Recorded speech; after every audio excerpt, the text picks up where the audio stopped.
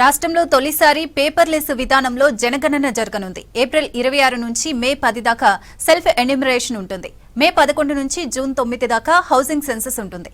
ఈ కార్యక్రమాన్ని అడ్డుకున్నా, సమాచారం ఇవ్వకున్నా 3 ఏళ్ల జైలు, 1000 జరిమానా ఉంటుంది. వివరాలు అత్యంత గోప్యంగా ఉంటాయన్నారు రాష్ట్ర సెన్సస్ డైరెక్టర్ భారతి హోలీకేరి.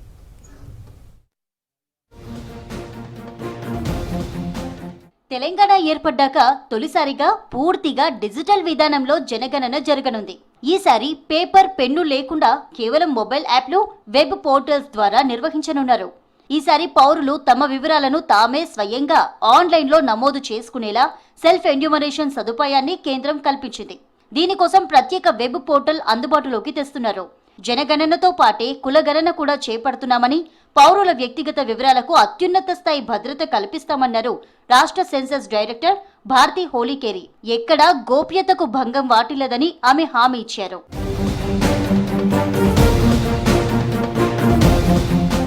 కొన్ని నెలలుగా ఇక్కడే ఉంటున్న విదేశీయులు, ఇతర రాష్ట్రాల వారి వివరాలను స్థానికంగానే నమోదు చేయనున్నారు. హాస్టల్స్, ఇన్స్టిట్యూషన్స్ వివరాలు కూడా సపరేట్ గా ఎంట్రీ చేస్తారు. భవిష్యత్తు ప్రభుత్వ విధానాల రూపకల్పనకు ఇది పునాది అని, ప్రతి ఒక్కరూ తమ వంతు బాధ్యతగా భావించి ఈ డిజిటల్ మహాయజ్ఞంలో భాగస్వాములు కావాలని, ఖచ్చితమైన వివరాలు అందించి ప్రభుత్వానికి సహకరించాలని డైరెక్టర్ విజ్ఞప్తి చేశారు. హైదరాబాద్ కోటిలోని సెన్సస్ కార్యాలయంలో జనాభా లెక్కల సేకరణ 2026 పై ప్రత్యేక ఓరియంటేషన్ కార్యక్రమాన్ని నిర్వహించారు డైరెక్టర్ భారతి హోలీకేరి. అధికారికంగా సెన్సస్ డిపార్ట్మెంట్ ద్వారా చేస్తున్న కులగణన స్వాతంత్రం నంతర ప్రథమ. దేశంలో గాని రాష్ట్రంలో గాని ఎలాంటి పాలసీ చేయాలన్నా, ఎలాంటి ప్లాన్ చేయాలన్నా, ఎలాంటి ప్రాజెక్ట్ చేయాలన్నా ప్రైమరీ సోర్స్ ఎక్కడి నుంచి వస్తుంది? సెన్సస్ నుంచి వస్తుంది. జనగణనలో సేకరించే పౌరుల వివరాలకు 1948 సెన్సస్ చట్టంలోని సెక్షన్ 15 ప్రకారం చట్టపరమైన పూర్తి భద్రత ఉంటుందన్నారు డైరెక్టర్ భారతి హోలీకేరి.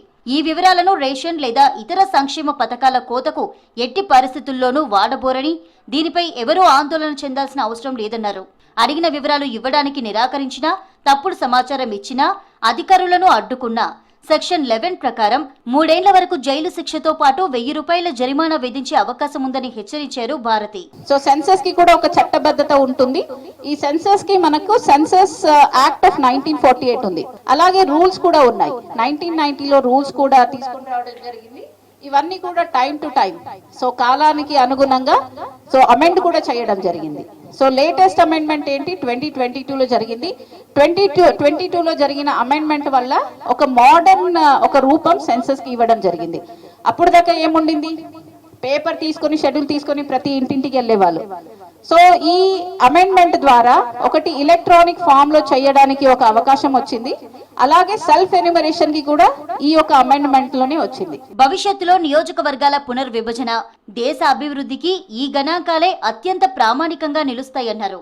ఏ ఒక్కరిని వదలకుండా, డూప్లికేషన్ లేకుండా 100% ఖచ్చితత్వంతో పూర్తి చేయడమే తమ లక్ష్యమని స్పష్టం చేశారు డైరెక్టర్.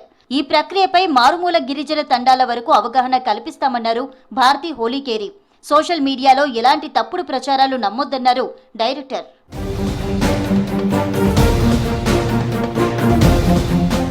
మే 11 నుంచి జూన్ 9 వరకు చేపడతామని, ఆసక్తి గల పౌరులు ఏప్రిల్ 26 నుంచి మే 10 వరకు ముందుగానే సెల్ఫ్ ఎన్యూమరేషన్ చేసుకోవచ్చు. ఇక రెండో దశలో అసలైన జనాభా గణనను 2027 ఫిబ్రవరి 9 నుంచి 28వ తేదీ వరకు దేశవ్యాప్తంగా చేపడతారు. ఎవరైనా మిగిలిపోతే మార్చి 1 నుంచి 5వ తేదీ వరకు సవరణల రౌండ్ ఉంటుంది.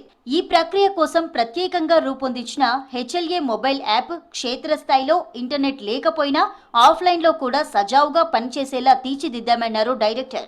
16 భాషల్లో ఈ యాప్ అందుబాటులో ఉంటుందన్నారు. సెన్సస్ అనేది 2 దశలో చేస్తాము. మొదటి దశ వచ్చేసి house listing and housing census అని పిలుస్తాము. దీన్ని HLO ఆపరేషన్ అని పిలుస్తాం మేము.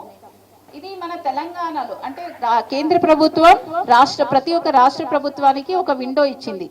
మీరు ఏప్రిల్ నుంచి సెప్టెంబర్ వరకు ఎప్పుడైనా 30 రోజులు చెయ్యండి అని. సో మన తెలంగాణ రాష్ట్రంలో 11 మే నుంచి జూన్ 9వ తేదీ వరకు మన రాష్ట్రంలో ఈ యొక్క మొదటి దశ నిర్వహించబడుతుంది.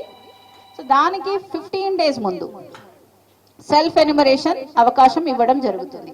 అంటే 26 ఏప్రిల్ నుంచి 10వ తేదీ మే వరకు కూడా ఈ సెల్ఫ్ ఎన్యూమరేషన్ అనేది జరుగుతుంది తెలంగాణలో.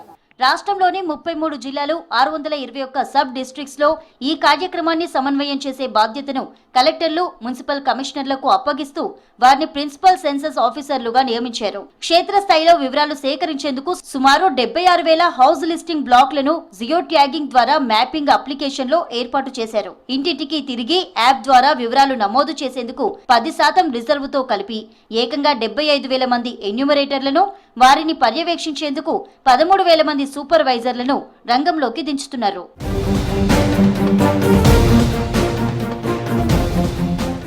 ఒక్క పౌరుడు లెక్కల్లో మిగిలిపోకుండా ఉండేందుకు వీధులు, ఫ్లైఓవర్ల కింద, రైల్వే స్టేషన్ల వద్ద నివసించే నిరాశ్రయుల జనాభాను ప్రత్యేకంగా ఫిబ్రవరి 28 రాత్రి వేళల్లో మాత్రమే ఎన్యూమరేటర్లు లెక్కిస్తారు.